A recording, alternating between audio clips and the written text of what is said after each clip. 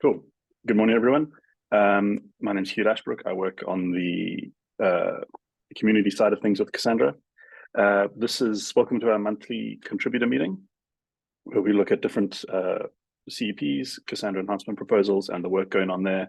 And we hear from devs working on them and just go into more detail about what's happening and all that kind of thing. Today, we're going to be looking at CEP 7, storage attached indexing, where Caleb's going to be talking about the work there. There's some very exciting stuff happening. I'll let him talk about all of that. I won't introduce that too much.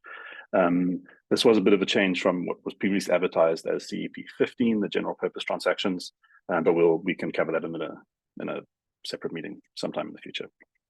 So yeah, thanks very much everyone for joining. If you have any questions as we go, just pop them in the chat there. You can also unmute and ask questions if you need. That's all good. There will be Q&A at the end specifically, but if you want to have questions as we go, just jump in with them. It's very informal, happy to chat about whatever. But yeah, Caleb's gonna go into detail here, so I'll hand over to Caleb, and thank you. All right, hello everybody. So just to kind of provide an overview of what to expect from this, time-wise, 20-30 minutes is what I expect. There'll be QA at the end, and I don't have any hard stops, so I'll hang around as long as people want to talk, or my stomach doesn't complain too hard to me about grabbing lunch.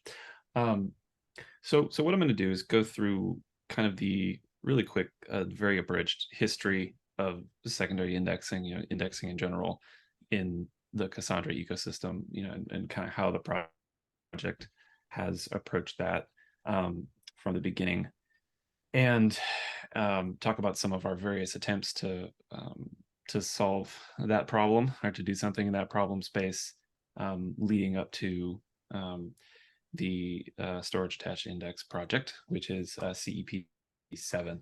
And I'm imagining everyone can see my screen share. I tried to make this pretty huge and legible, but I may refer to some of these documents. These are all publicly available, and I can share links and all that.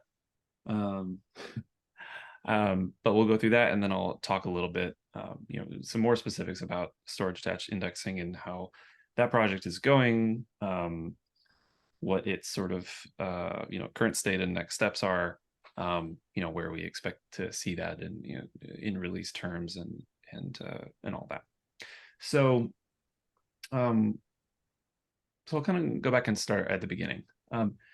Cassandra, when it sort of like first got dumped into open source space, first it came in Apache project. You have the database is a distributed key value store. It's very primitive in terms of its query capabilities, very limited, and there are just a lot of things and a lot of problems you have to solve with data modeling, rather than being something like the relational databases most people are coming to this from, where you can sort of throw up something in whatever normal form you want, and then kind of be reasonably assured that you'll be able to query it the way you want. So again, the early sort of history of Cassandra, we just had people where we said, okay, you want to query your data that way, you're just going to need another table. Sorry, right? And for people who needed Cassandra for what it was good at, this is okay. I mean, this story worked in some cases. However, we did take we made some early attempts at a secondary index. The secondary index that you have right now, if you just pop open Cassandra and go create index, the way we first tried to implement a secondary index was that we just said, okay, well, what people are already doing now is they're just creating another table. Let's just sort of put a very thin veneer over that internally, and let's say, okay, people want to be able to query their data by a different key. Let's just have a hidden table, a hidden local table that will back the index, that literally uses the same storage engine primitives as regular tables do, and that's kind of how we'll approach that. It is completely separate from the storage artifacts on disk for the backing table. We have our whole design where we have mem tables and SS tables and all that. Indexes in Cassandra at that point, there's a completely separate and parallel sort of ecosystem on disk, right? And over time, I think a lot of difficulties emerged with that. I think one of the first big difficulties was that just from a storage and on disk usage perspective, while we maybe inherited some nice things, as we made more optimizations to the core storage engine, we still just did not have something on disk that was optimized, and that really sort of brought in any of the lessons or the learnings from the information retrieval space, with project like Lucene and those projects that had been working on that problem, for a decade. So we had something that on disk was bloated and used too much space, and that has some sort of knock-on effects for the performance of of writes and of reads, and so things are suboptimal there. The other thing that was really suboptimal about the way we approached that was just the general operational environment was difficult.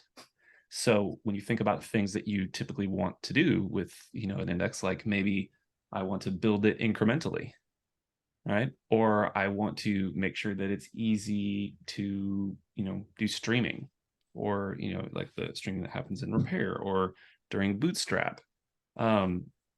Those things were all because the sort of storage situation for the index is completely parallelism separated from the backing table.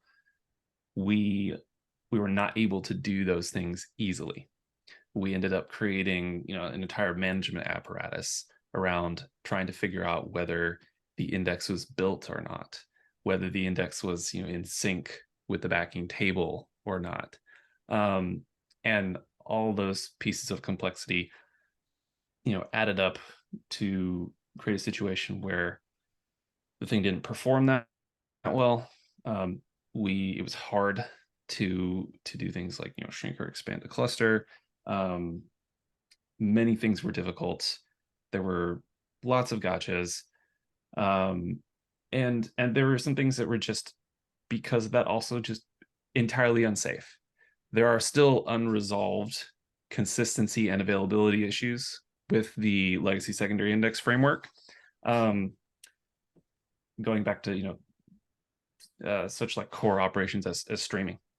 The standard secondary index still, or the legacy secondary index, I'm going to call it legacy because that's how I have thought about it for a long time, but the current default secondary index implementation still has significant consistency and availability bugs. So it was always sort of something that didn't get first class treatment, I think, within the project. So I think this was now maybe up to about 2014, 2015 timeframe. Around that time, a little bit before that, but around that time, we had something called Sassy, sort of, came onto the stage. This was before we had the CEP process, and so I think the sort of like large contributions from their parties and major new things. There wasn't really a community process for that, but a bunch of people at Apple built this thing called Sassy. Sassy stood for Storage or SS Table Attached Secondary Index. And in a lot of ways, this sort of anticipated what SAI later became, and I'll talk about that a little bit. But the idea with Sassy, and again, this is something that has actually carried forward in SAI, is that when we looked at secondary indexes in Cassandra, we would think about them in relation to and attached to Cassandra's major storage engine components. So we think about in Cassandra, mem tables and SS tables. Okay, well, we're going to actually have our index components attached to those things, follow the life cycle of those things, and that'll open up a bunch of nice optimizations that over time, we should be able to take advantage of. So For instance, Sassy sort of made it possible to say, okay, I am going to stream a bunch of SS tables from one node to another, during repair or during bootstrap or whatever that is. And because I've got a bunch of immutable index components, secondary index components attached to my core backing SS table components, I'm going to be able to stream all those files over together, right? And once they get to the receiver, once they get to the other node, I'm not going to have to do anything.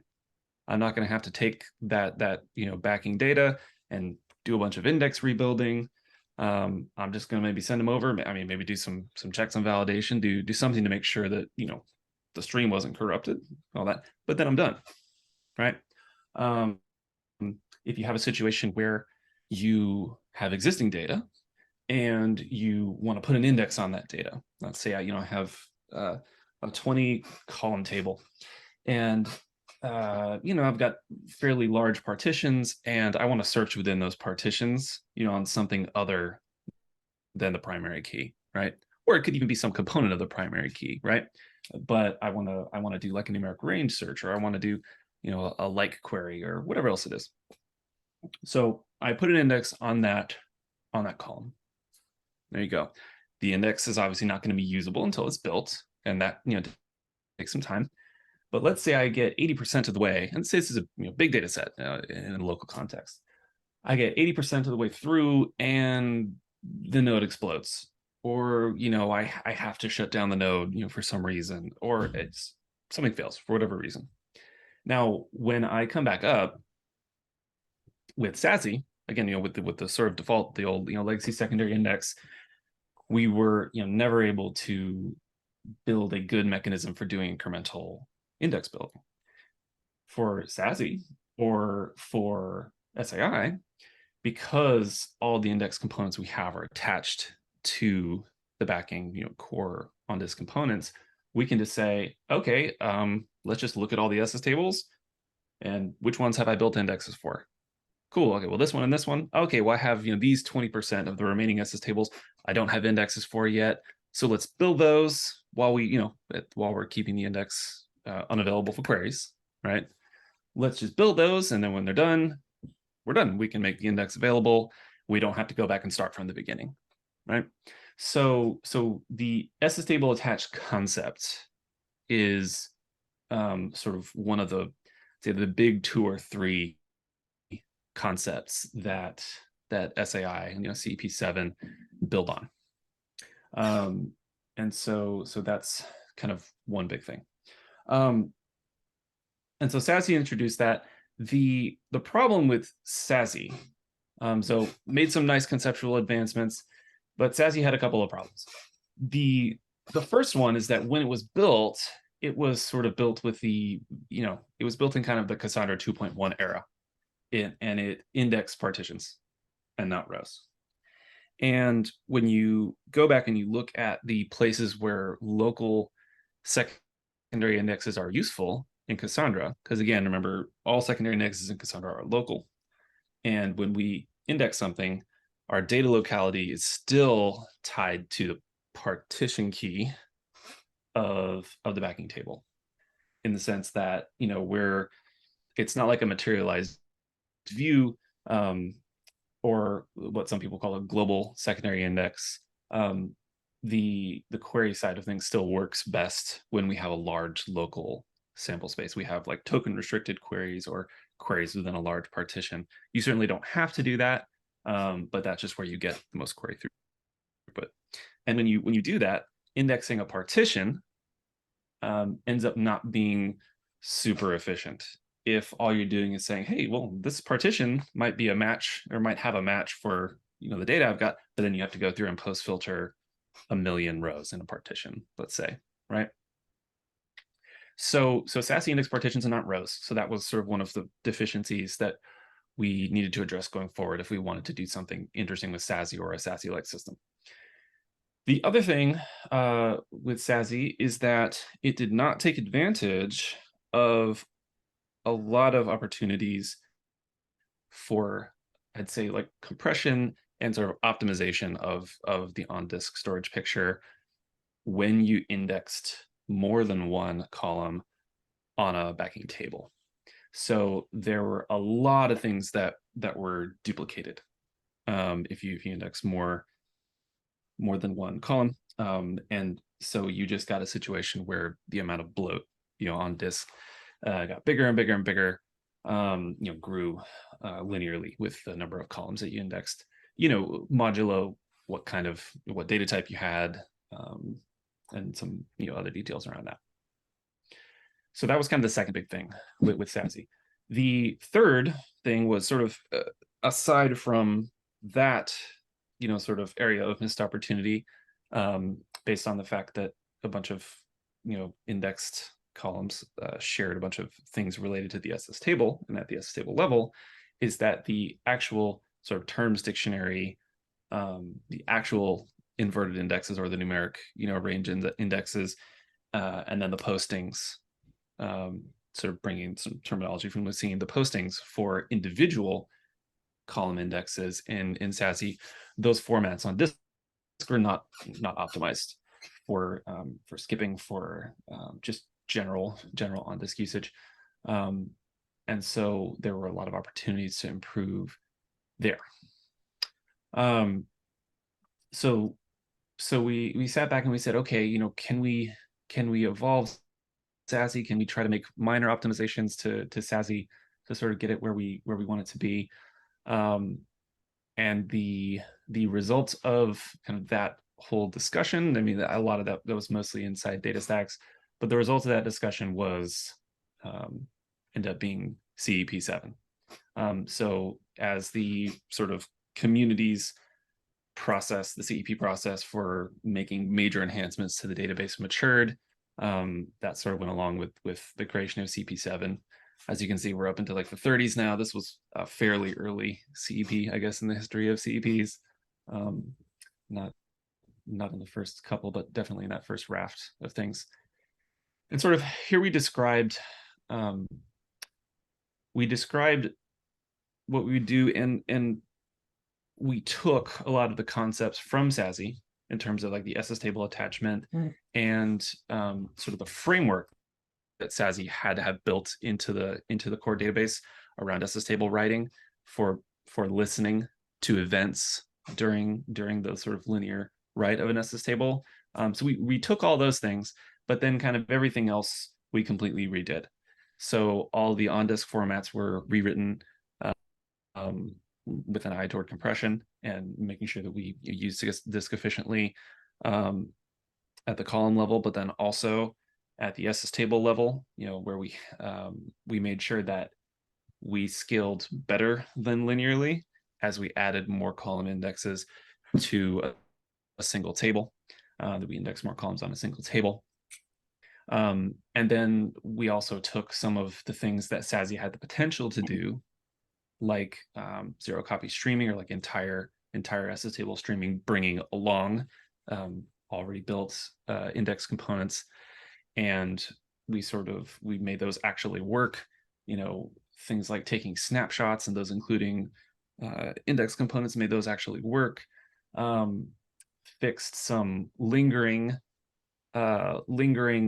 bugs around consistency and higher than consistency level 1 reads for secondary indexes that were sort of incorrect. We built a thing called replica filtering protection, which I won't go into, but it's a fun bedtime read if you want to fall asleep. And so we took all of the things that had potential with the SS table attached concept, and we sort of brought them all the way, I think, to a productionized state. And so I'm gonna stop there, actually, and do a quick check for questions. I don't like to go too long without making people sort of hold those in, so I'm gonna pause there before I go on. But does anybody have any questions about sort of the history of secondary indexing in Cassandra? Why we built Sassy, how things evolved the way they did, or say SAI. I'll mute myself for a second. I will field a question that's always been asked me, so I'll just kind of flesh it out to you, Caleb, because I'd love your response. It's like, what the difference between global indexes and a index like SAI? Like, what was the decision there, do you think? I mean, I think the closest thing that we have to something like global indexes right now are materialized views. And I think that that can become viable at some point, especially once we have a chord. I think a lot of people's problems with materialized views historically have been, the way that they update. Gosh, I remember talking to Paolo, like, man, this is probably like 5 years ago, at one of the data science engineering meetups, where he was actually going to try to do some work on materialized views, and he just never got to it. When it comes to local secondary indexes versus materialized views, I think what we'll end up with, and I probably should have talked about this a little bit, just in the like, why do we care about secondary indexes? What are they useful for in a database like Cassandra in the first place? And so I'll do that, and I think that helps answer this question. So I think the case where local secondary indexes, and so that's going to be, oh hi, yeah, I know. Sorry, my dog is interested in this topic. The case where local secondary indexes are useful to me is when we have large local search spaces. So we have token restricted queries, like say something you might do from the analytics side. You have large partitions to search across, and I think this is going to get easier as some of the enhancements in 5.0 start to hit the mainstream and start to get more used. When we have a situation where people aren't afraid to have larger partitions, and they're not bending over backwards as much as we have historically to break those things down, the local index is, to me, it's the optimal choice. It's the optimal data modeling choice.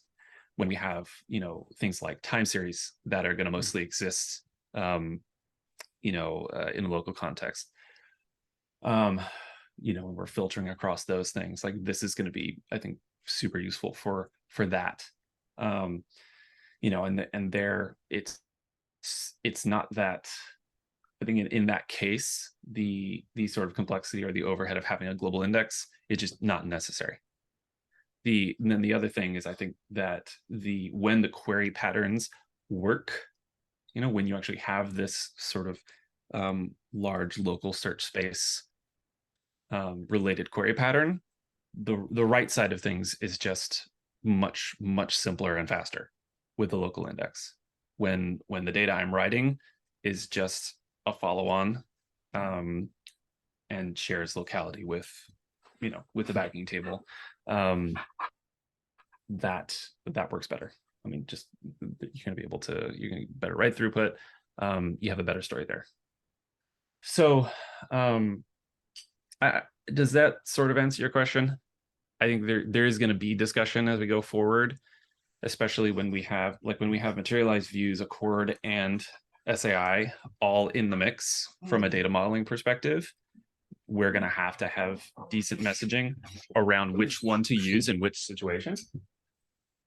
But I think that especially in conjunction with a chord, where we're doing local reads, and a chord is going to be partition restricted, or at least restricted to a small number of keys most of the time. I think SAI will have a niche there.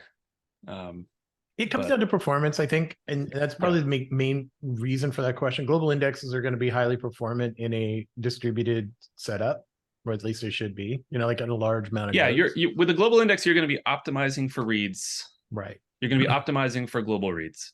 You're going to be optimizing for reads in the case where you really want the locality, your data locality, to diverge from the locality of like the generating data, or like the source or base data, and you can pay for the rights. And I think it goes down to, and I don't know if this is in later part of what you're talking about, but into the performance of scatter gather. Like what should be, Right. what should you expect on, say, if you have 1,000 node cluster and you use an SAI, you create an SAI index, what should you expect? Yeah, I think, I mean, when you take, if you look at one of the things that you look at the goals and non-goals section of the CEP, one of the things you see here, non-goals, replace the search engine like Elasticsearch or Solar Cloud. And I think that statement wraps up a lot of this, sort of in a very compact way. When you have 1,000 node cluster and you're doing even, consistency level 1 reads against a local secondary index, you're going to be contacting a large percentage of your nodes for any query, any given query. So I think that when we're talking about like high read and write volume use cases, SAI and any Cassandra secondary index, I say this a lot, but any Cassandra secondary index will be best suited for, again, that large partition, large local search space sort of query. That's the thing that will scale as the number of nodes in the cluster increases. It will scale along with that. Now, having said that, the way we do scatter gather queries in Cassandra is very naive. And I think, I mean, there are some minor optimizations to that the version of SAI that will exist shortly, like maybe by tomorrow in trunk, have made. Traditionally, like in a system like Elastic or Solar, like Elasticsearch, Solar Cloud, all of those, related technologies, the way that scatter gather typically happens is sort of in this like 2-step process, in this like 2-pass query sort of apparatus, where you go, hey, I need to contact at least some covering, section of the ring. I need to contact enough of my shards out here in my Elasticsearch cluster to make sure that I look at all the data. And I need to find some results. Like I need to find like identifiers for documents or something like that, right? Just enough for me to get some identifiers, have some sorting information, because say I'm sorting a lot of the time as well in a query like that. So I can get these things and I can sort and I can find the top 10 things that I need across an entire, whatever, let's see, 50 or 100 node Elasticsearch cluster. And then once I know those things, I'm going to go back to the nodes that have those 10 documents, and I'm going to actually read the documents in a second pass, right? So when you do that, we fall kind of out of the typical consistency level apparatus of Cassandra. You end up having to sort of approximate, like we had this with DSC search, a product that some of you know about, where we have to kind of approximate what that consistency level is, if you want to map it to Cassandra, but there really is a mismatch there conceptually. And in Cassandra, the way that, these global queries, or the way that scatter gather queries work, is different in the sense that we don't have this 2-pass thing. It's a 1-pass thing where we just get all the data that we need. The coordinator ends up having a bunch of stuff sent to it from, the actual row data from all of the replicas it contacts, and then it, throws away what it doesn't need. So for scatter gather in Cassandra, and this would apply to Sassy or SAI or any other secondary index right now, for scatter gather in Cassandra, the smaller you expect your match sets to be, the smaller you expect your result sets to be, just the better that's going to work. Because like the default for SAI is going to be, contact the whole ring, rather than the sort of traditional range query thing that we did, where we would try to contact like a couple nodes, and then depending on how much data we got back, contact more nodes. And so our range query process would be like possibly a multiple pass thing, but where we were contacting partial bits of the ring rather than all of it. Whereas SAI will actually default to contacting all of it. So if you're doing something where you're going to get back like 1 million matches for your query, it's not going to be super useful right now. At some point later, I think Jonathan might actually be trying to do some of this with the vector search CEP, but at some point later when some sorting is involved and we have that, then it's just code. We can always build something like that into Cassandra. We can build a 2-pass more like something like what Elastic and Solar do, if we want to be better at those queries. But there's still never going to be a substitute for a data model where we can search a large partition, or like a large local data set bounded by tokens, or bounded by a token range. Hopefully that makes sense. Anyway, so that is the sort of like why we built it, what kind of things we think it'll be good for. I think a lot of apps where you have reasonably large individualized data sets, like if you think about something like iCloud Photos, or you think about something like Mint, personal finance software, where you have just a bunch of time series of transactions, and I want to find all the ones that are from Amazon, or sensor data from somewhere that ends up getting stored as large time series, and you want to do something like check all the things from a 1,000,000 point time series that fall within a certain temperature range.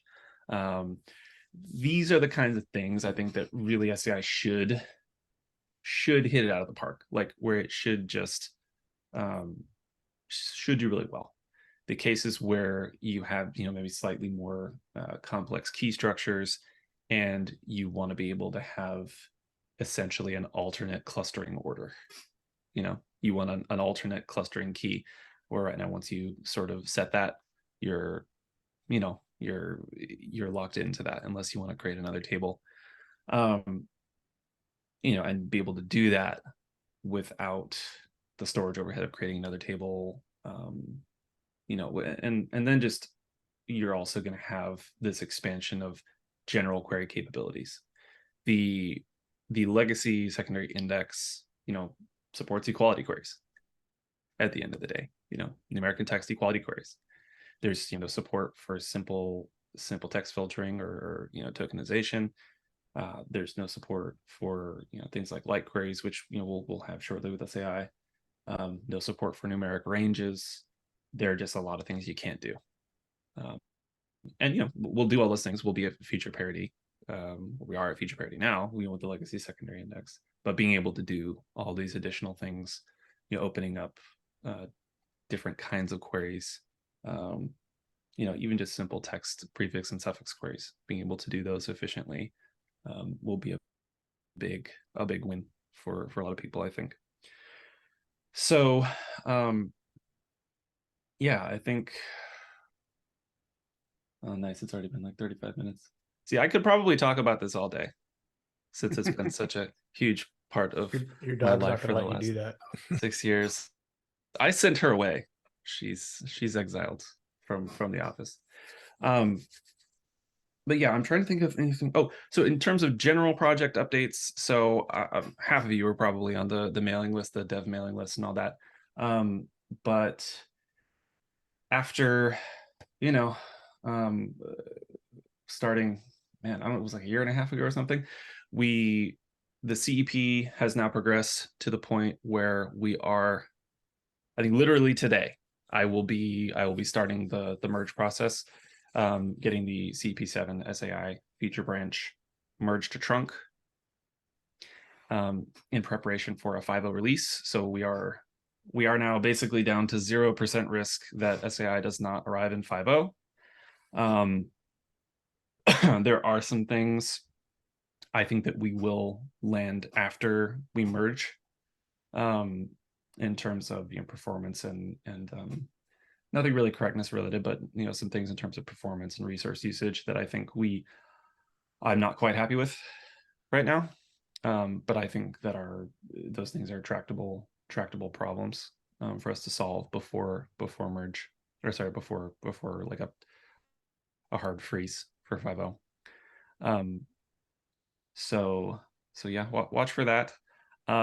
If you are looking to try SII out, once that does happen, especially once it's in trunk, there is a README that I'm actually going to link here. I'm going to throw this in the chat so you can sort of follow along afterwards. This, and you can even grab this right now in the CEP7 SAI umbrella feature branch for the SEP or for the CEP, and play with this. But it really is,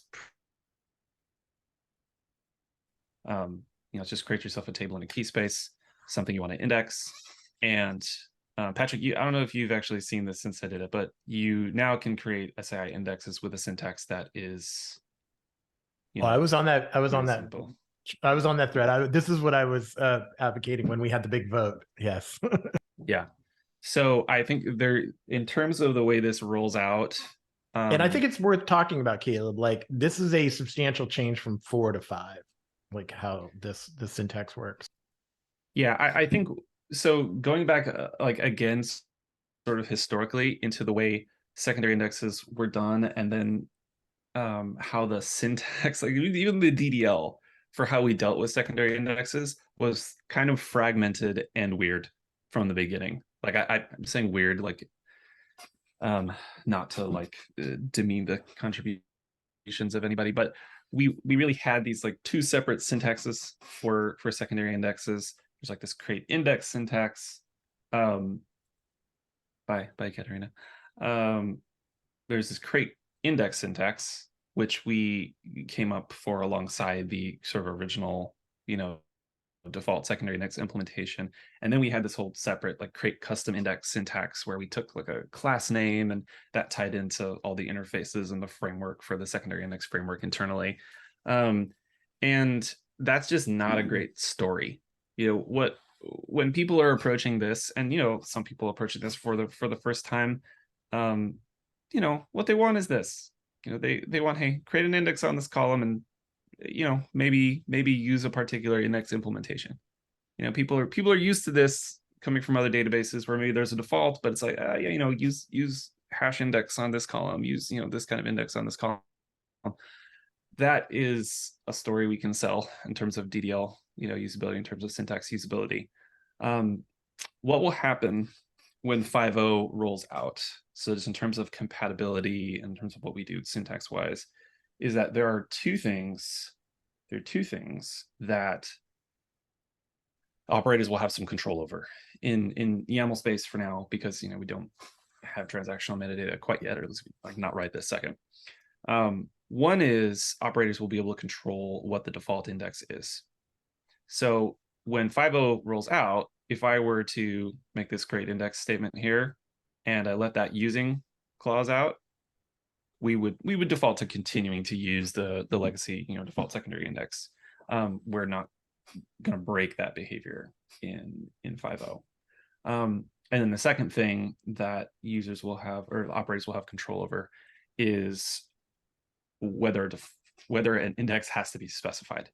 So by default, you won't have to specify one. There'll be a default. But if you want index creators or whoever's writing this DDL to be required to specify which index they want, you can make that happen. And then this using clause here, for instance, this will be required. So people will actually have to think about what they want. And I think this is probably a good thing to have. So it makes it a little bit harder for people to shoot themselves in the foot. But compatibility wise, any DDL that you use in 4.0 will have the same exact effect in terms of what kind of index it creates and all that as we roll out 5.0. And people can change those two options as they see fit. If someone wants to roll out and make SAI the default, and require it to be specified, or make it the defaults and not require to be specified, they can do that when they first roll out with 5.0, and SAI will just be their default. Then they'll never use the legacy current default implementation. So that's kind of the general messy compatibility and what we'll actually do on release story. I think in a future in a future release, hopefully we can get to the point where SAI usage has become broad enough, or it's proven itself, where we can just switch that default. I think I would hope in our next major release that we'll be able to do that. Now, I think the one thing I haven't really talked about that I want to get to really quick here is, oh yeah, okay. So these are some charts. So I talked a little bit earlier about these are older charts, and I think some of these numbers, may be a little bit different now. But we did these charts to sort of illustrate what happens, at least directionally, and the shape of these curves when you have, in this case, I think this is a data model with like 10 index columns on a single table, and we sort of talk here about how much space on disk we use as we index more columns. This chart on the left here, this is Sassy in red and the legacy secondary index in green, where you can see how much these things grow as you add more indexes to a backing table, more index columns. Whereas the blue SAI here at the bottom, your first index has the most information that needs to be built, not related to the specific column you're indexing. But then after that, you do none of that. And so all of the additional index columns just add some, small incremental amount of additional disk usage. So that was like one of our big design goals, and I think we did pretty well with that. This is sort of just another representation of the same data over here. Like the last data point actually on this chart on the left is this right here. So it's like a slice of this chart on the left. Again, these numbers are highly dependent on your data model, what kind of primary key you've got, how many non-index columns in a table you have. If you have a table with a fairly complex primary key, and you've got a blob that's like 100 or 100 bytes or something in there, that's going to tend to dominate storage. And no matter what we do on the index side, the index is going to be fairly small. So take those with a little bit of a grain of salt. And I think this is also an area where after SAI releases, these numbers are going to get better, because there's some things we do right now that are not optimal. And now that like the SS table format discussion and all of that stuff has settled for 5.0, I think there's some fairly fixed things that we are going to be able to take advantage of to deduplicate some of the storage, or deduplicate some things, and while retaining query performance. But I wanted to go down to the very bottom of this thing when I talk a little bit about challenges. So I think this is the last thing I'm going to talk at everybody about, and then just any remaining questions, and I guess we can probably wrap up. So I alluded to this a little bit, kind of in the sense that SAI will really do well in large local search space, sort of query scenarios.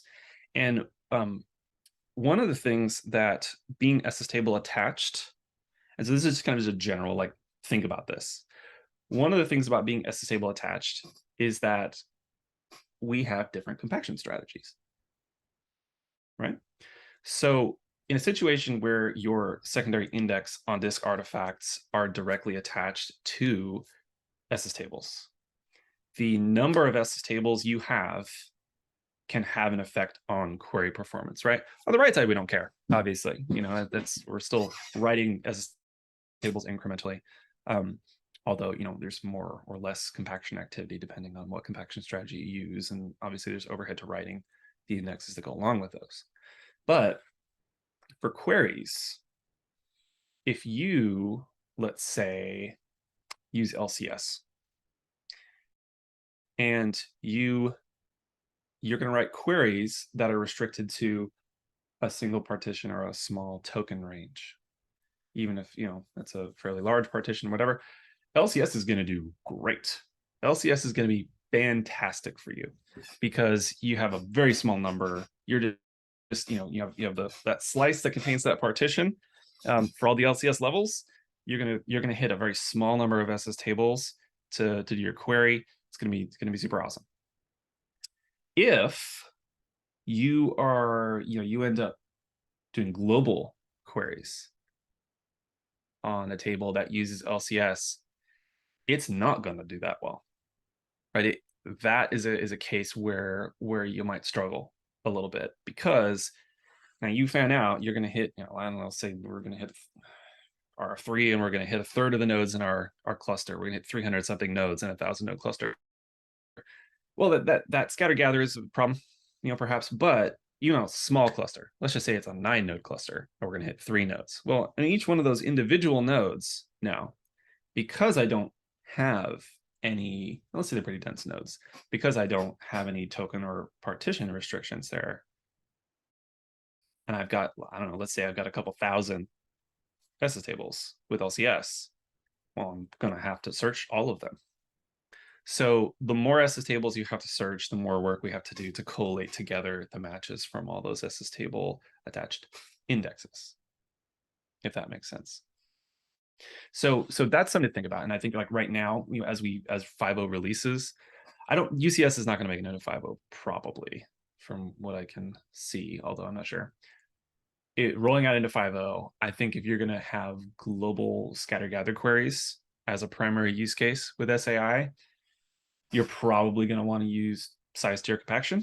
You're probably going to use, STCS. Excuse me. And the reason is that STCS will keep the overall number of SS tables to a manageable level, to a manageable, number. So when you actually do those global scatter queries and you arrive at those local nodes, you arrive at those replicas, you won't be querying 3,000 SS tables, at each node. So to me, I think that's something that, UCS may allow us to kind of turn that dial a little bit, or at least make some explicit trade-offs between number of SS tables and, other benefits we might get from being able to have more SS tables versus index query performance. But it's something that, we always are going to have to be aware of. Now, at some point, we also could explore whether there are some things that we can do to get around the SS table proliferation problem at the index level. In the sense that, well, there's nothing stopping us. There's nothing, stopping us from having SS table attached indexes that are attached to a range of SS tables within the LCS structure. Right? If that makes sense. It might involve a little bit more index building, but it's again something you could do to optimize, reads if you wanted to pay for like extra compaction of those indexes, that sort of deal. So anyway, see you later, Francisco. So that's, I think that and the general scatter gather conundrum are the two things always to kind of keep in the back of your mind, in terms of how this rolls out into a real use case in production. But yeah. All right, so that's all the sort of the material that I have, the discussion that I have, and what I wanted to get out. So I'm open for questions if we want to hang out.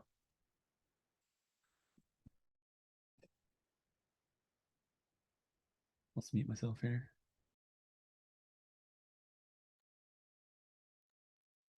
This is Brad Choney. I had a question, Khalib. How is this going to, under non-goals, it was like replacing Elasticsearch or Solar, but how is this going to affect even DataStax's plugin with Solar or like the open source Lucene plugin? Yeah, I can't really speak too much to what DataStax's plans are with the old DSC search product or any Solar integration.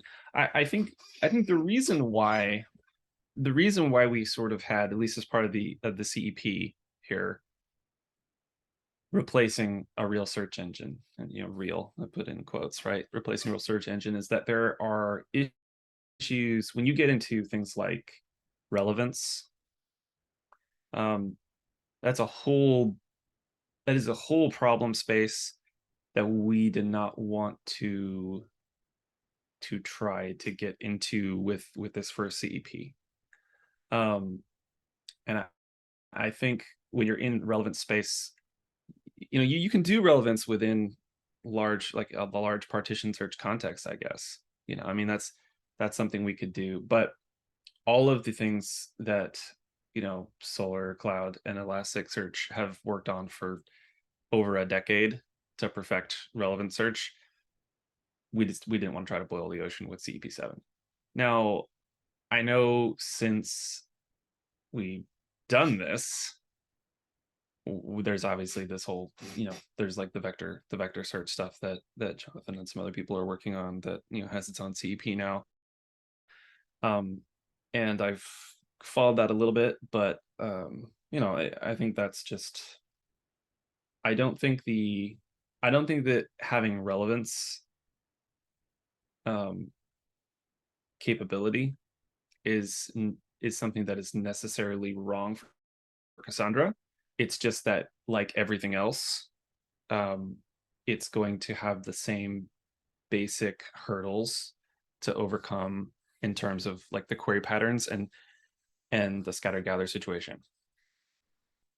You know, as long, at the end of the day, it doesn't matter if we're doing tokenization, because we have plans to do tokenization and filtering on the text side, you know, combined with light queries and all that sort of stuff.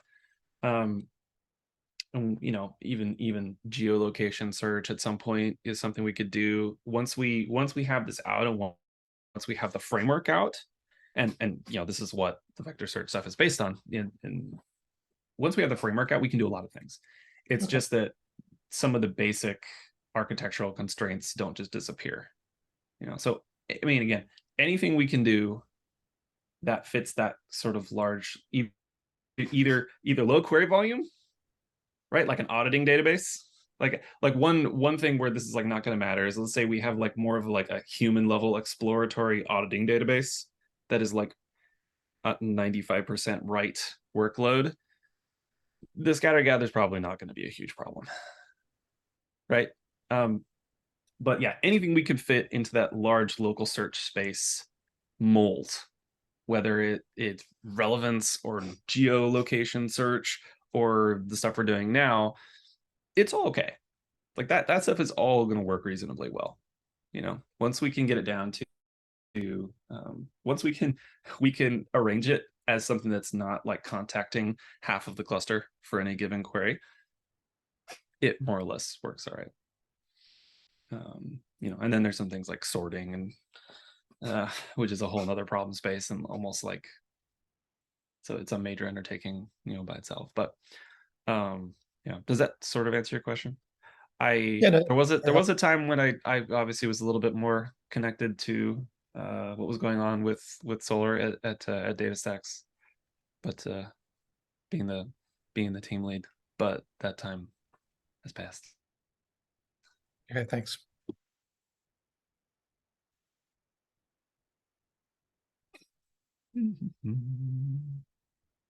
Yeah, the big thing, so just to say another word about like Solar, right?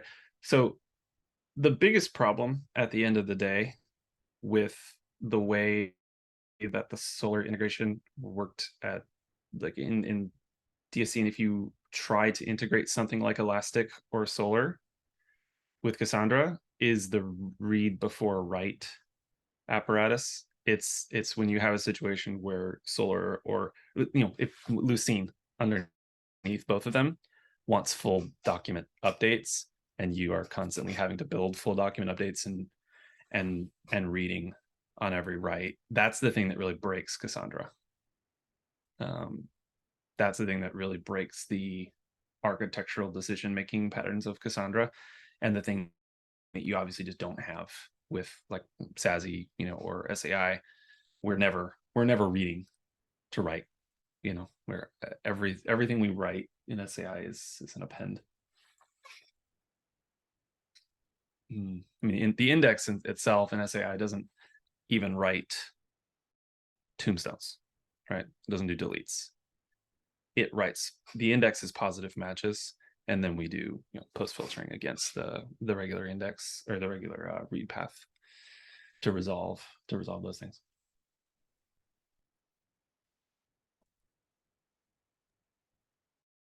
Okay. Cool. If anyone else has any other questions, now's the time to ask. I mean, Kevin's always around on Slack as well, of course. But if you want to ask now, now's the time. I'm really hard to find on ASF Slack, Caleb Ratcliffe. Yeah, this has And been I have really some interesting. statues for you, Caleb. If you look on nice. ASF Slack, I put a couple of pictures, so pick one, whatever you like. Yeah, we'll get some 3D boy. printers fired up. It'll be awesome. Oh boy. Cool. Thanks for that, Patrick. Very, very valuable. Cool. Yeah, thanks so much, Caleb. This has been fascinating and wonderful to listen to. It's great to hear all of this work going on, and it's exciting that it's approaching merge. That's very, very cool. Yeah, it's been like a several year journey with a couple breaks in the middle, but yeah, I'm glad it's getting there. Cool. No, that's fantastic. Very exciting. Awesome. Thanks so much for joining us, everyone, and thanks, Caleb, for sharing so much and in so much detail. Next month's contributor meeting is on the 29th of August, and Branimir Lambov will be talking about CEP 19, try memtable implementation. So come along to that. Same, all the details will be on Confluence as normal. And in the calendar, you can find the link to that in Confluence. And the recording of this call will be up in Confluence probably later today, once it's processed and published. So yeah, thank you very much, everyone. Especially thanks to Caleb. And yeah, see you next time. Oh, and also a reminder, the Cassandra Town Hall is coming up this week. If you go to meetup.com/Cassandra Global, you'll see the town halls there, and that's coming up on Thursday at I blanked on the timing now. Thursday at 8 a.m. Pacific, which is I think 11 a.m. Eastern and other times throughout the world. That's going to be great. We are hearing this. Can't load it up now, but I forget who we're hearing from this week. But yeah, come along to that, check out the meetup group, and we'll see you all then. Thank you. Thanks.